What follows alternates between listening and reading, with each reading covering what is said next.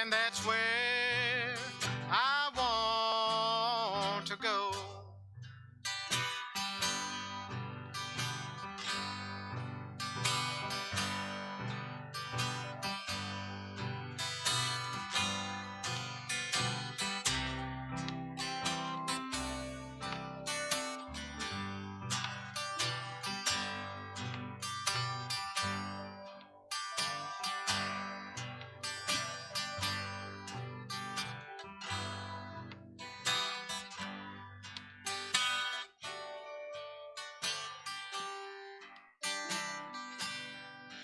The cross, there's dark river. The sun will always shine, and I'll rest up there with Jesus over in that land divine. Just across that river, there's chilly winds won't blow, and up there is peace forever, and that's where I want to go. I'll soon come to that river. Oh, I'll cross it on my way to a land that's waiting when this life has passed away. Just across that river, there's chilly winds won't blow, and up there rest forever, and that's where I want to go.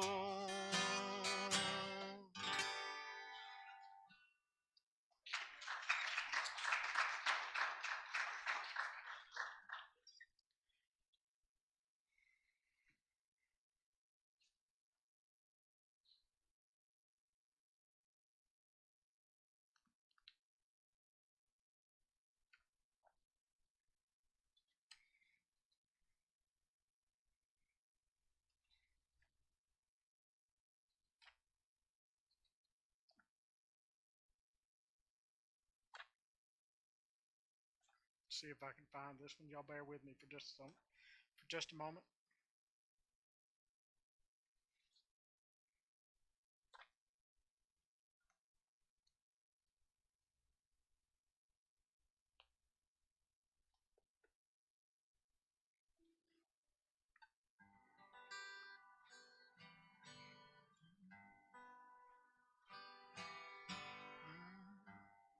Don't you hear the Savior calling? He's calling you today. Give your heart to Jesus. He'll wash your sin away. Give your heart to Jesus and let him save your soul. Then you'll be happy forever while eternal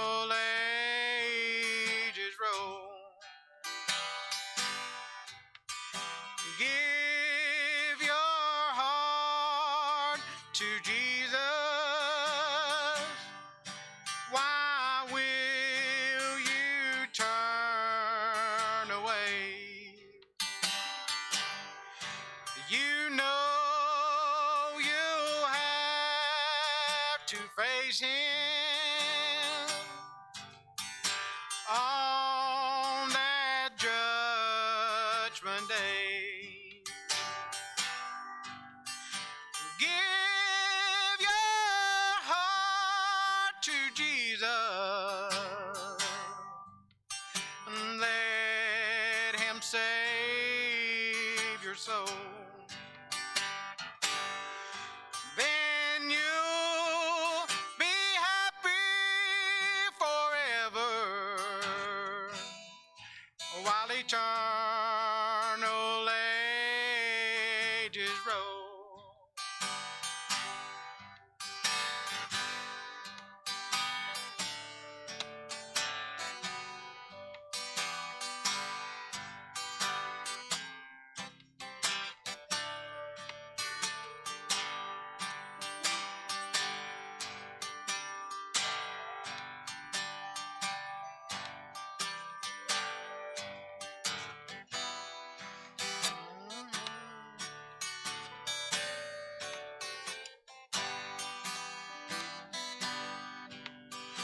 Bow your knees to Jesus. Call him while he's near. Give your life unto him, and he will take away your fear. Give your heart to Jesus. Let him save your soul. Then you'll be happy forever while eternal ages roll.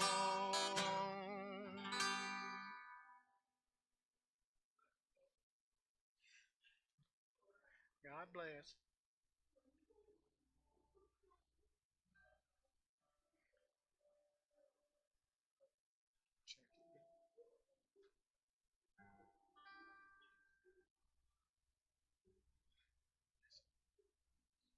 God bless. Bless my brother, Lord.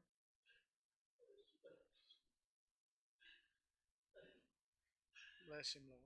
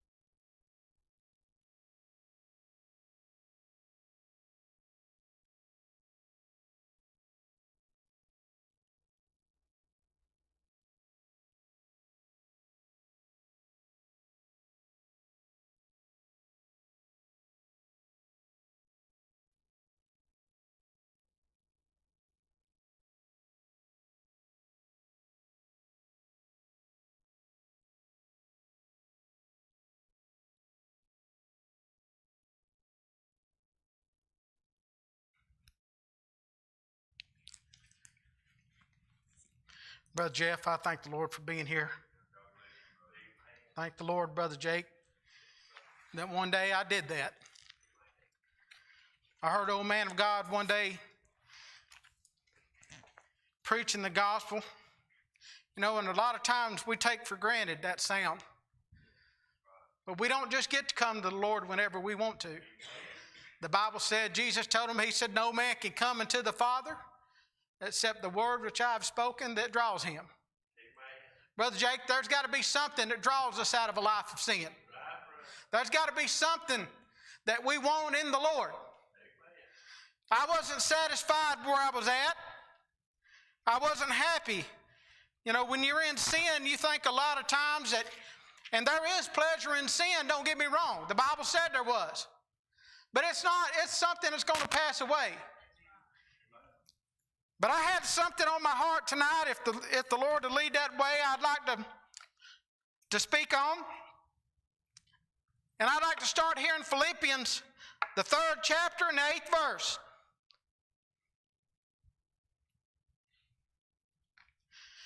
You know, to start out on the Lord, I think about our natural. I like to use the natural a lot of times to show the spiritual.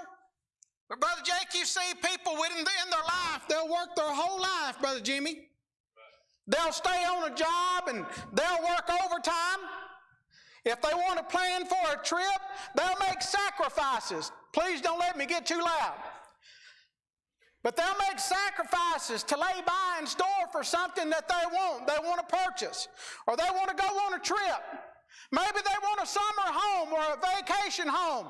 They'll sacrifice this and they'll sacrifice that to gain those things. Well, brothers and sisters, if it's something that we do naturally, don't you think we should have to sacrifice something spiritually to attain what God has for us? If you're not satisfied where you're at in the Lord, and I'm never satisfied. I don't ever want to be satisfied. Because the Bible told him in one place, I believe it was Apostle Paul, he said, let every man that thinketh he standeth take heed lest he fall. Amen. I don't ever want to get to a point to where I feel like I'm good enough, or that I've reached a place that I need to. I want to do what the Bible said, always abounding in the Lord. I don't ever want to be satisfied. Because I'm trying to be more and more like Jesus Christ. And it seems like a lot of times, Brother Jimmy, that gap, instead of shrinking, it seems like it's getting farther and farther away. But brothers and sisters, it's my duty. If I want to claim Christianity, if I want to claim the blood of Jesus Christ, it's my duty to sacrifice things so that I might win Christ. Amen. That's right, brother. He told him here, he said, yea, doubtless. And I count all things but loss for the excellency of the knowledge of Christ Jesus my Lord. You see, when you come to the Lord, you have to give up some things. Those things of sin that I used to enjoy, I had to give those up. I had to lay them aside.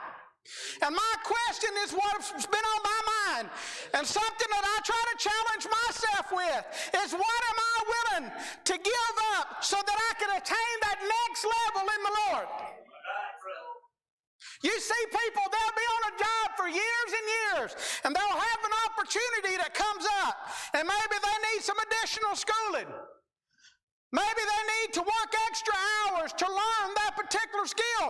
They'll do those things so they can reach that next level on that payday. Brother Jeff, I'm working for a payday that this world can't imagine. I'm willing to come out and suffer. I'm willing to sacrifice some of the hours. And if you actually love the Lord, it's not really a sacrifice. It's something that you do willingly. Amen. Brother Jason read it, I believe it was over the weekend. Even when it comes to the monetary things, he said, not grudgingly nor of necessity, for God loveth the cheerful giver, the hours and the time that I give unto the Lord. The things that I sacrifice, it's from my heart. It's not because anybody makes me do. No, it's because I'm trying to attain an eternal salvation. I want more than what I have today in the Lord. But he said, for whom I have suffered the loss, not of just this or of one thing, not just maybe financial, but he said, for whom I have suffered the loss of all things. See, we don't even want to sacrifice a few hours. We don't even want to sacrifice a little time. Or the Lord's working with us and we see things about us that God's not pleased with. And instead of just giving those things up, we want to hold on to them. And I had a thought hit me today. You hear people talk about, well, I want to lay this aside. Well, you know you can lay it aside. But if you hook a chain to it and you're still dragging it behind you, you might have taken it off your shoulder, but you're still dragging it along. You haven't completely laid it off. He told us, in I believe it was Hebrews, the 12th chapter. Let me see, I may just turn over and read that. People wonder, why can't I? You know, and I do. Don't get me wrong. I see my pastors. I see people rejoicing in the Spirit. I want more of that. I'm not satisfied. I see Brother Pratt, different ones. They preach under the power of God. And I'm like, Lord, I want to get to that place. But the question is, are we willing to sacrifice what they've sacrificed to get there? You know, everybody wants to have the testimony of Paul. They want to have the testimony, and they want people to be acknowledged like Job, but they're not willing to go through the trials that they went through. You see a man of God that is full of the Holy Ghost, you see a man of God that is always abounding and growing in the Lord, that's a man you can rest assured that he's sacrificing things.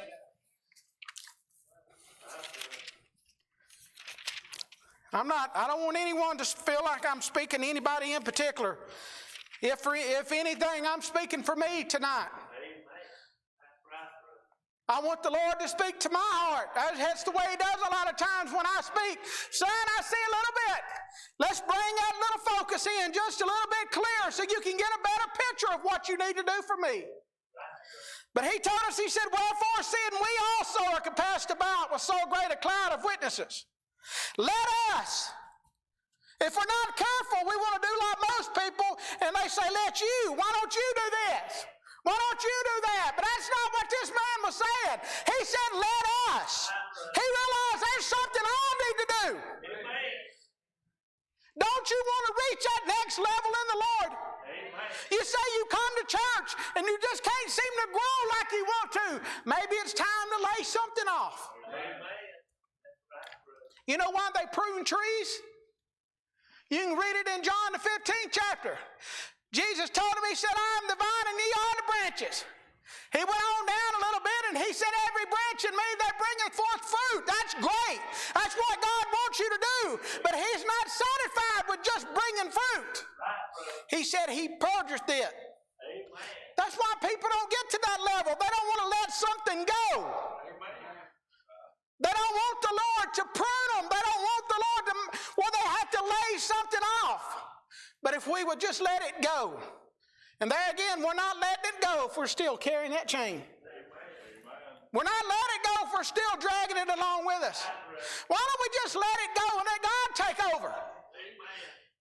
You say, well, I want to prosper. You say, I want to grow in the Lord, but also I have my natural life. I want to be prosperous in, and I want to grow. Do you know the Bible promised that? He said, seek ye first the kingdom of God, and all these things shall be added unto you. That's the thing. When we're serving God, He has no limit. We talk about, they say, well, the sky's the limit. That sky's not the limit with God. Way beyond that. There is no limit. Think about a God that just said, let there be light, and there was light. That's the God we serve. If we give unto Him, give, and it shall be given unto you.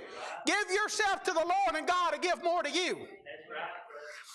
He said, let us lay aside every weight. Well, we can lay it aside, but we still dragging it along. Why don't we just drop it?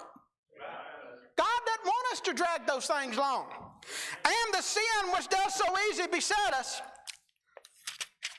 and let us run with patience the race that is set before us. Brother Jeff, I'm on my way to heaven. I'm on a race today. I can't afford to fail, Brother Jake. It's a matter of life and death to me. I know what it's like to be in that miry clay. To where, as I believe it was Jonah was talking about, that the seaweed was wrapped about my head. The earth and her bars were about me forever. I know what that's like to have sin, those earthly things binding and holding you down. But God can send direction your way, and if He could point you directly in the way He wants you to go. And just like Jonah, when that fish opened his mouth and spat him out, you'll be running to do what the Lord wants you to do. That's what I'm working for. Back to Philippians, if you will. He said, whom I have suffered the loss of all things. Did it matter to Paul? Was he complaining about it? No, sir. You see, a lot of times we lose things, Sister Lynette. And we say, well, the Lord giveth and the Lord taketh away. And then every time you turn around, we find ourselves complaining about it. Well, I'm having a pretty good day except for the fact, this happened and that. That's not how Paul was. Amen. Paul said he suffered the loss of all things, and then what? And do count them but dung. He didn't worry about it. If I lost it, apparently I didn't need it. Amen. It wasn't essential for me to make it to heaven. That's what we got to focus on. Amen. If we lose it, it's not essential for us because God is not going to take away what we need. That's right, brother. God wants us to go to heaven. You see, we feel like that if something is taken from us, that we've done something wrong. It may be that we're doing something right. And it's time for us. Have you ever seen, I never thought about the place, this was on my mind today. And we've all heard that place where the Bible said a double-minded man is unstable in all his ways. And I was thinking about that verse. And immediately I thought about, remember you seen a little child that maybe he's been crawling everywhere and he stands up. Oh, it's new to him. He sees other people walking and Jake, he stands there. He wants to let go and walk, but he's afraid to let go of what's keeping him standing. Amen. He's afraid to let go and take that step. And unless he does that, he won't learn to walk. That's right. And he's unstable, and you see how, you see them, sometimes they'll let go, and then they're wobbly. They're unstable. They don't know, do I want to walk or do I want to sit down? That's my question to you. Are you unstable because you don't know what you want to do for the Lord? Here's what the Bible said. Having done all to stand, stand therefore, and wait upon the Lord. See, don't just walk. People says, well, any motion is better than no motion. I deny that. That's not what the Bible teaches. Because if you're going your own way, you can go the wrong way. That's right, brother. I remember hearing, I believe it was Brother Harold Souter was talking about how he plotted a course flying a plane. And he said, you don't think much about those degrees. But 1 degree off is not a lot in the beginning. But the further and further you go, the further you get off the mark. If you're not careful, you'll be miles and miles off of where you want to be. That's the way it is with us. If we're not careful, that one thing that we don't think is much, it'll pull us little by little. Next thing we know, we're way off course. Lord, where am I at? I don't see you anymore. I can't feel you. What we've got to do is quit trying to take the yoke. Quit trying to guide God and let God guide us. He said, and I do count them but dung. Why? Why did he count all those things? That I may win Christ. Brothers and sisters, if we lost everything, if we had nothing but food and raiment, and that's really all he promised us, this building that we have here with the air conditioning and the lights, what we have, the homes you have, the cars you drive in, every one of those things is a luxury God has provided with you. Because he promised, he said, would food and raiment be there with content? We need food and raiment. Anything else is a luxury God has allowed us to have in our life. You say, well, I'm the one work for it. Take God out of your life, you won't be working. Because God could take that strength. He could take that health.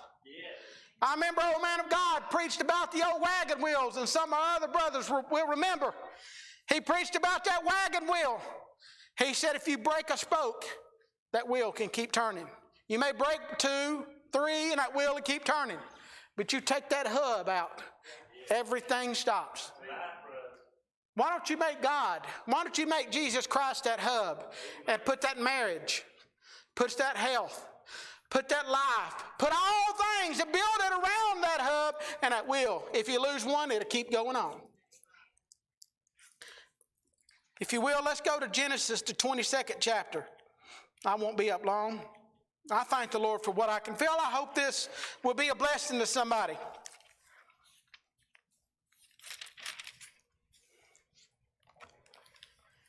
Genesis 22:1. He said, and it came to pass after these things that God did tempt Abraham. See, we want to talk about, we know Abraham, the Bible talks about how he was the father of faith. And we tell his story. Still today. You see, you think what you go through is not important. Maybe Abraham didn't realize how important it was. But look, it's an example for us today. Amen. What you're going through today may be an example for somebody down the road to keep them on that narrow, straight and narrow. To keep them holding on. They may be able to make a connection and understand what you went through and said, they made it, I can too. But he said, and it came to pass after these things that God did tempt Abraham and said unto him, Abraham, and he said, behold, here am I. People say, well, I don't ever hear the Lord. It may be that you don't want to. That's right. Because when the Lord begins to call and talk to you, he's got a reason for it. Amen. He don't just call you up. You know, I may call you just because I got nothing to do and I just want to see how you're doing.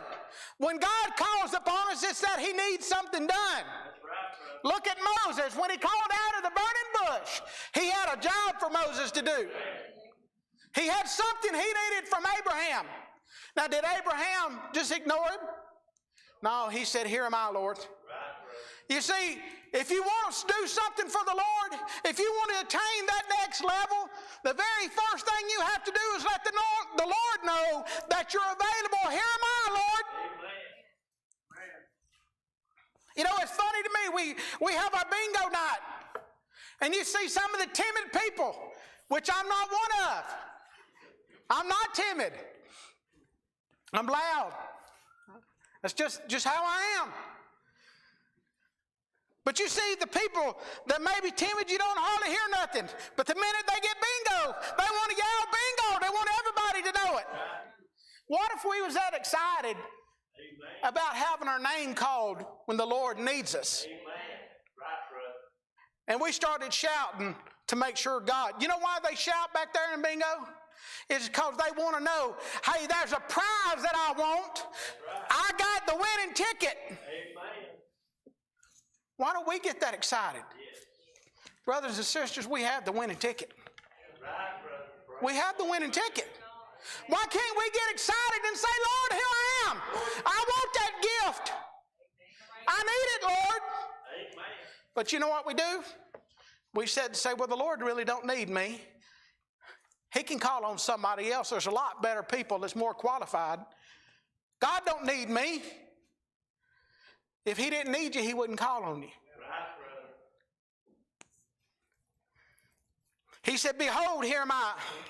And he said, take now thy son, thine only son, Isaac, whom thou lovest, and get thee into the land of Moriah, and offer him there for a burnt offering upon one of the mountains which I will tell thee of. See, he just told him, Abraham didn't even know where he was going. God just told him to take your son and offer him as a burnt offering. I'll let you know where to go. You just go. But Brother Jimmy, if we ain't careful when God calls on us, we want a plan laid out in triplicate, and we want somebody else to approve it before we will even touch it. That's right. I could promise you, if God has called on you, the plan is already made and it's foolproof. I want you to think about something. I seen on the news, I think it's $270 billion tonight for the big lottery. If you knew that you could go and you could go to a certain place and buy the winning ticket, would you go? If you knew beyond a shadow of a doubt, I hear people all the time say, I'd buy a ticket if I knew I was going to win. Well, we all would. That's right. We all would. If you knew you was going to win, wouldn't you go buy that ticket? What if you had to go sell something? Maybe you didn't have the cash. Maybe you went to bank after bank after bank and they was closed, they was out of money. But you knew if you got over there and got that ticket, you was going to win. How many banks would you go to? Would you scrape up change? That's right. Would you go to your kids' room? It's a $2 ticket. Would you go to your kids' room and empty their drawer and empty their change just to get that if you knew it was going to pay dividends? Hold on to that thought before I'm done. I want you to think about something. We want to prosper in the Lord. We want to prosper in our natural life. Well, God has promised something to us. He told him there, he said, and offer him there for a burnt offering upon one of the mountains which I will tell thee of. And Abraham rose up early in the morning. You notice he didn't wait till the last minute. And I said this once before, and I don't want to offend anybody.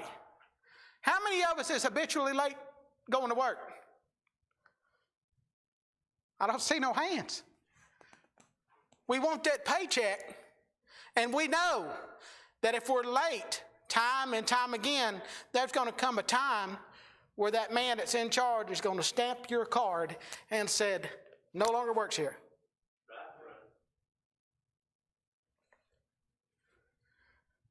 It didn't matter if even when I was in sin, and I've worked for myself for years, when I was in sin, I could go out on Friday night and I would party all night long. And I'd get in at 6 o'clock in the morning and I had to be to work at 8. It didn't matter whether I slept or not. I'd go in and shower, I was there on time. I was not going to be late because I needed that job. But then one day I realized, these people really don't care about me. That's right. If I don't come in, there's 100 there waiting to replace me. Amen. But now let me tell you, somebody introduced herself to me that told me that they needed me and that I had a job that only I could do. Amen. Right, brother. He called me and said, son, I have a job for you. If you'll do it, there's somebody that only you can touch. See, we look and we say, well, God don't need me, but he does. Amen. But we need to be like Jesus. We need to be up and about our Father's business because, brothers and sisters, the Bible said it is appointed. We have an appointment. There's a set time. It is appointed unto man once to die, and after this to judgment. I don't know when that appointment is, but God does. Amen. And when he calls, I may ignore this one, and I may ignore that one. There's people that call and I'm busy and I'll hit end. I don't have time. When the Lord makes that call, I can't say, hold on, Lord. It's a call you're going to answer. So the question is, you've got a job to do. If you're not doing it, that doesn't remove the responsibility. No, sir. God is writing down. Yes, sir. And I'll ask you this, if you had employees, how long would you allow somebody to keep coming and working and expecting a paycheck and them not do their job? Right. Just sit there. You would say, I can't believe that person's that way. Look at what they're going to... I gave them a job, told them I'd pay them if they'd be here, and they can't even do their job. They won't do anything. But how many times have we sat by and done that with the Lord? Amen. Brothers and sisters, time, it ain't just going by. It's carrying us with it. And Abraham rose up early in the morning and saddled his ass and took 2 of his young men with him and Isaac. Now remember, Isaac was a son of promise. Brother Jason said that over the weekend. God had promised, and he said that through Isaac, his seed would be as the sand of the sea, innumerable.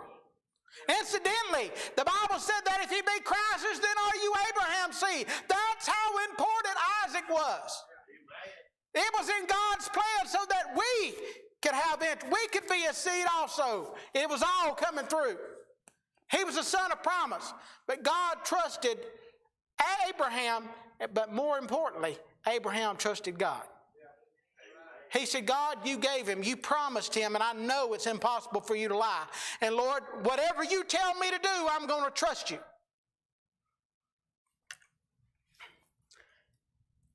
And Isaac his son had clave the wood for the burnt offering and rose up and went into the place which God had told him. Then on the 3rd day, Abraham lifted up his eyes and saw the place afar off. And Abraham said unto his young men, abide ye here with the ass, and I and the lad will go yonder and worship. Now listen to this, and will come again. He didn't say I'll come. He said I and the lad. Yes. Now that's faith, brothers and sisters. But you don't get that faith by waking up one morning and all of a sudden you have all this faith. It comes through trial. It came through work.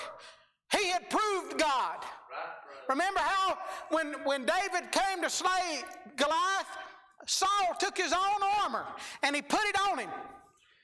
And he took the armor off of him and he said, I can't wear this for I have not proved it. Well, when I first started years and years ago, I started cutting trees for a living and my daddy wanted me to do all the climbing. So the very first thing that he done, we was out in Texas and I got in a big old pine tree and I was about 120 feet in the top of it. Daddy said, go ahead and tie that rope off there. I said, yes, sir. He said, just hold what you got.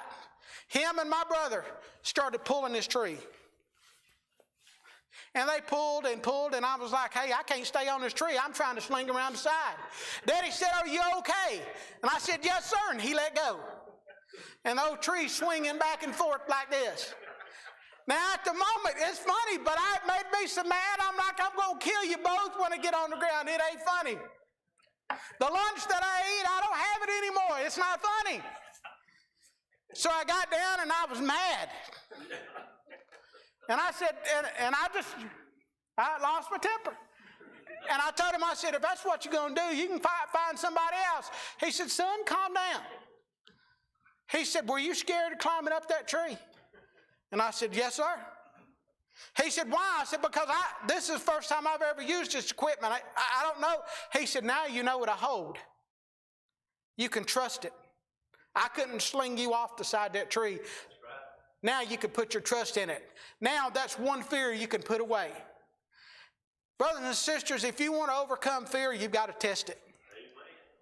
And that's what David said. I've not tried this armor. I can't put my trust in it. But God is with me, and I've already tried that. Because there was a bear and a lion come to take one of my flock. God was with me. And I went up and grabbed the lion by the beard and I slew him. I took the lamb out of the bear's paw. I know I can trust God because he's proved himself that I can trust him. Well, when you feel like you can really trust God, it won't matter what God asked you to do. You'll say, here am I. You'll be like Abraham. But be careful. When you say, Lord, try me, trust me, he will.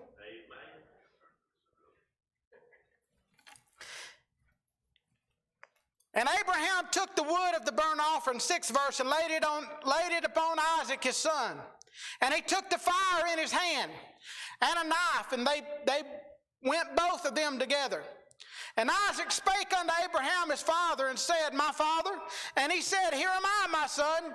Now look, you see how the roles has changed? First it was God calling unto Abraham, and he said, here am I, almost the same thing. Here am I, Father.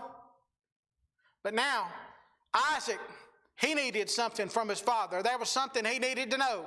And Abraham asked him the same way. Here am I. Son, I'm still with you. I know you don't understand what you're going through. Son, I know that you don't understand what's going on. Here you are carrying wood. Here you are, you're traveling with me. And shortly, son, the Lord has told me to take your life and offer you as a burnt offering. And I know you don't understand. But son, trust me. He didn't run away from his father. He didn't get angry with his father. He said, my father, and he said, here am I, my son. And he said, behold, the fire and the wood, but where's the lamb for the burnt offering? Now this is faith. And Abraham said, my son, God will provide himself a lamb for a burnt offering. Did he not provide Jesus Christ? Yes, the Bible said in Revelation, and I looked, and lo, a lamb stood on the Mount Zion, as it had been slain. Brothers and sisters, God provided a lamb. We think, God, I can't believe you asked him to do that, but he was willing to give his son. He didn't stop at the point of death with his son. He went all the way. He said, my son, God will provide himself a lamb for a burnt offering. So they went both of them together. And they came to the place which God had told him of, and Abraham built an altar there and laid the wood in order, and bound Isaac his son and laid him on the altar upon the wood. Never one time do you read where Isaac ever resisted his father. That's right. You know why he didn't resist him? Exactly. The Bible doesn't say that, but that's what that's what I feel. When you trust somebody, you don't have to resist. That's right. You don't have to fight them. Amen. I remember, my son, when he was little, he come to me and said, "Daddy, let me tie you up." And I said, "Okay, son." Now, if anybody else come up to me and say, "Here, let me tie you up," and I said, "No, I don't think so. Because I don't trust you. I don't know you. You're not going to take and bind my hands what I need to protect myself with. That's right. The very things that I need to work and provide for my family, I'm not going to let you bind those things." That's right. But when it comes to somebody you trust, Amen. you offer them out willingly. Right. And that's the way I believe that Isaac did. He wasn't worried. He didn't understand. But remember something, just because we don't understand doesn't make it wrong. That's right. God's not wrong just because we don't understand. Amen. Sometimes the only way we get understanding is by just offering ourselves to the Lord. "Lord, I'm yours. Do whatever you want to.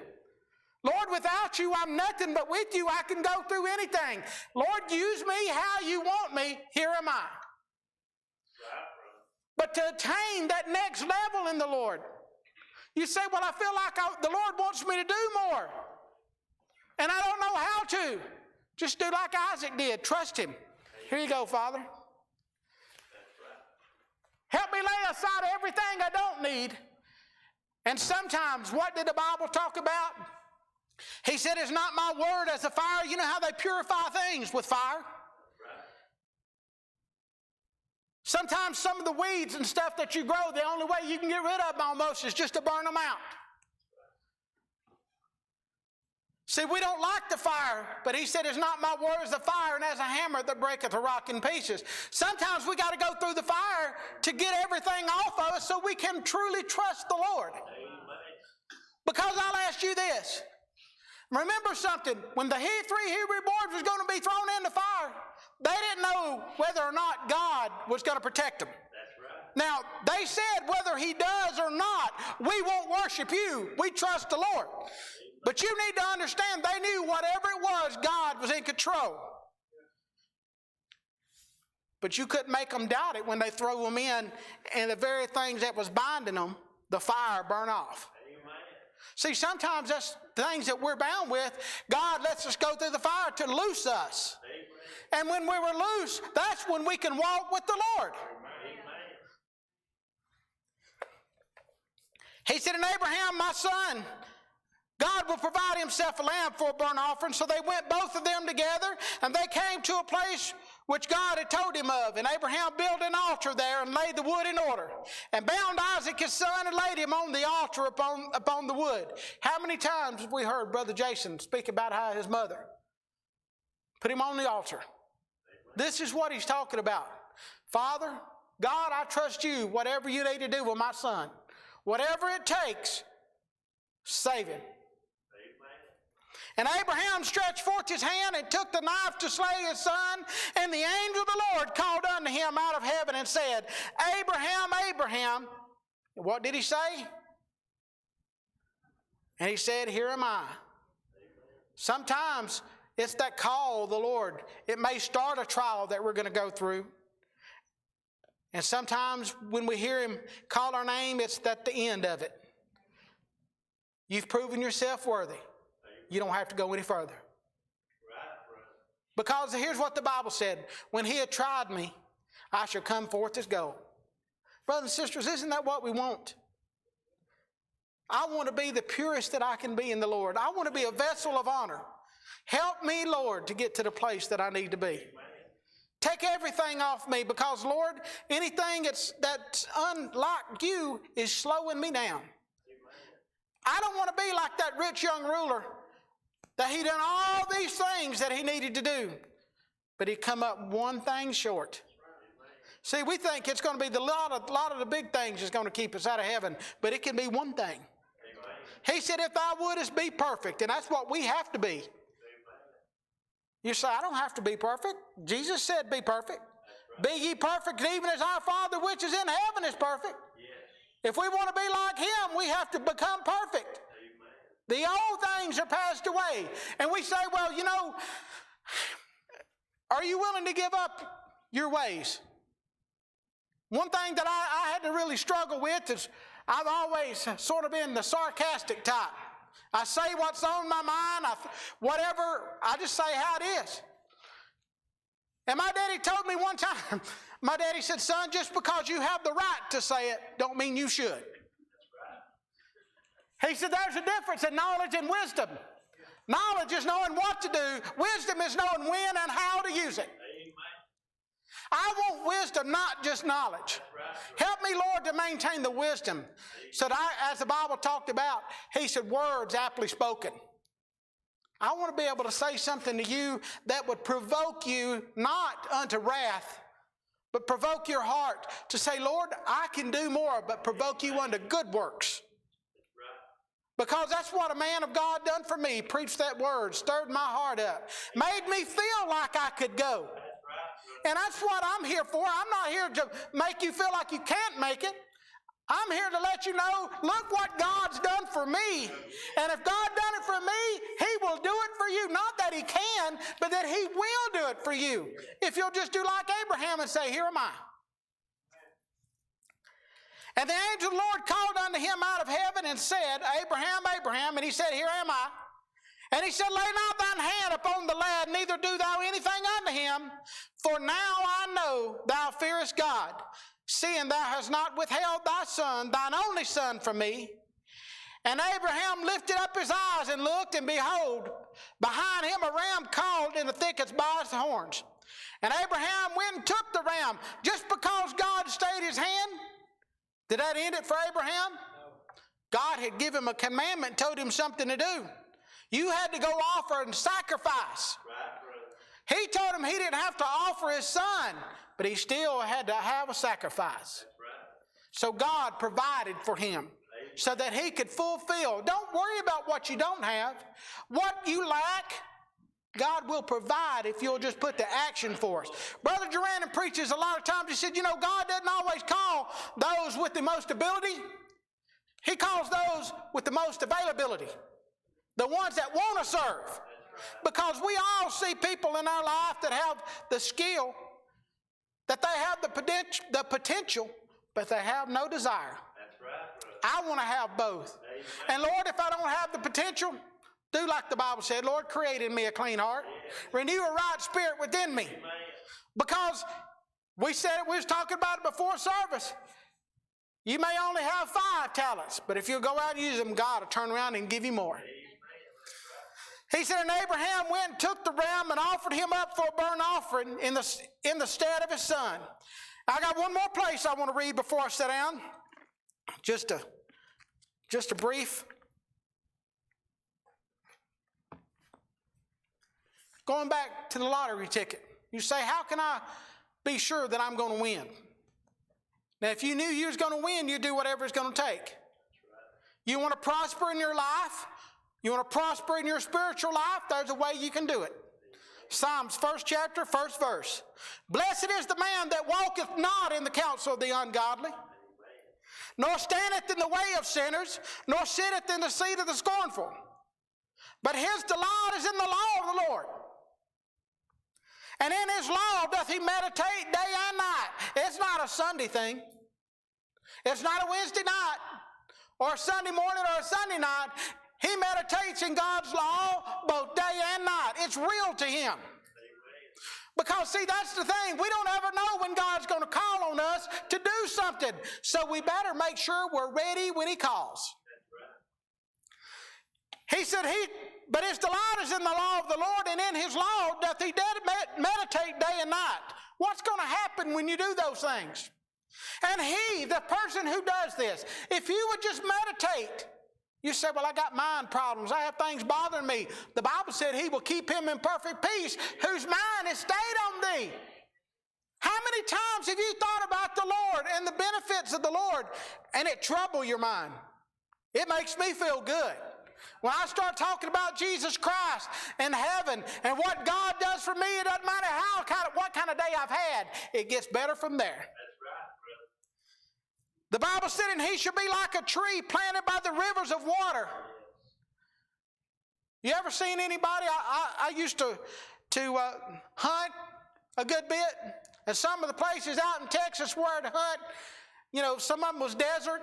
There was a lot of cactus, and if you got lost, they would always tell you, you know, follow the river, follow the creek. Well, that's great if you had a bird's eye view. But a lot of times you can't see that. So they would tell us, they would say, what you need to do is you need to start looking for certain trees, cottonwoods, certain trees that grows by water. They tell you to look for certain things. They say if you get lost and you can't find water and you're in a bad place, there's certain animals, certain insects that they have to stay close to water. Look for those things. Look for those signs. So when you feel like you've drifted away from the Lord and you get lost, look for the signs to find the water. How to get back to the Lord. You say, what is that? And out of his belly shall flow rivers of living water. You may not know how to get back to the Lord on your own, but there's a man, just like he told him there. He said, understandeth what thou readest. He said, how can I except some man guide me? It took somebody to guide me. Something to guide me to where this wellspring of water is. And he shall be like a tree planted by the rivers of water that bringeth forth his fruit in his season. Did he ever worry about bringing fruit? The Bible said he brought forth fruit in his season. Why? His leaf also shall not wither. It didn't bother him whether they had a drought or not because he was by rivers of water. And whatsoever he doeth shall prosper. Think about it. If you actually serve the Lord, there may be times that you struggle. There may be times you don't know which way to go. But if you seek God's guidance, he promised that if you would do these things here, whatsoever you do it shall prosper. That's better than any lottery ticket that you could ever find. Because we've seen people win the lottery and not prosper, lose everything overnight. But I'm telling you something that's not only going to be just today or a year or 2 years. I'm talking about something that will sustain you through eternity. And whatsoever he shall do it shall prosper. You want to prosper in your job? Seek ye first the kingdom of God. Meditate in God's law day and night. Whatever you do, God will he will let you advance. He will prosper you in that. You say, Lord, I don't have the skill, but I want to work for you. I want to raise funds. I want to do this. Give it to God. Be a willing vessel, and God will bless your hands. Amen.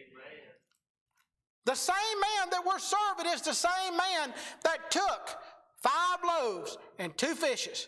But when he blessed it and he broke it, he fed 5,000 men besides the women and children. Amen. Now, do you think you could take 2 small fish and 5 loaves of bread and put it in one basket?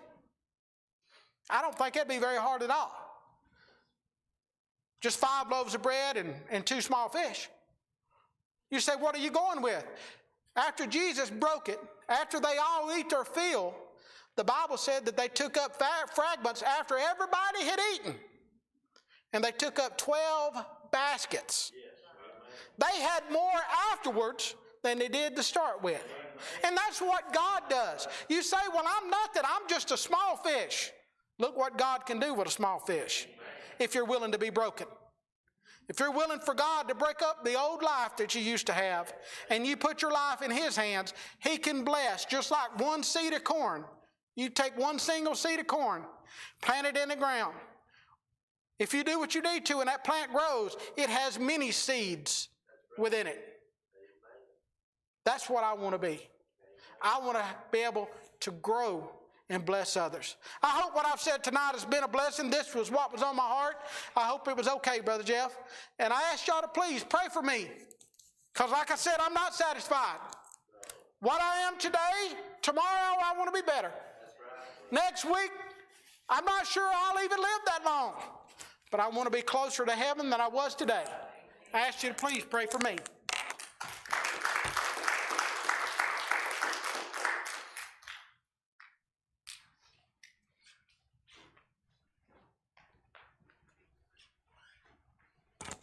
Felt like the brother might feel like saying something or another. Proud to see each and every one out tonight. Know there's a slim crowd, Brother Harold, but we're here anyway, ain't we? We're here to get what we can get, what we need. We all need something. We all need more, don't we? We all ain't got enough. Anybody else want to say anything?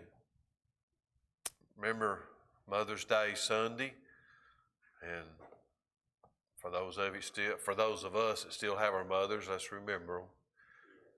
Some don't. Well, let us all stand. Oh, Sister Patricia. that's right. I was going to. Sister Patricia went to the hospital today, and I went to the doctor too, so I didn't get to make it up ours. That's probably where Brother Jesse's at tonight. I said, I'll take care of church if you'll take care of that. He said, okay. So he's went up there, and still going to be fellowship breakfast. Yes, sir. Still fellowship breakfast this Sunday. So it's all come out ready to eat, both naturally and spiritually. Eat a little naturally, then we'll eat a little spiritual. Just consider yourself dismissed until Sunday morning.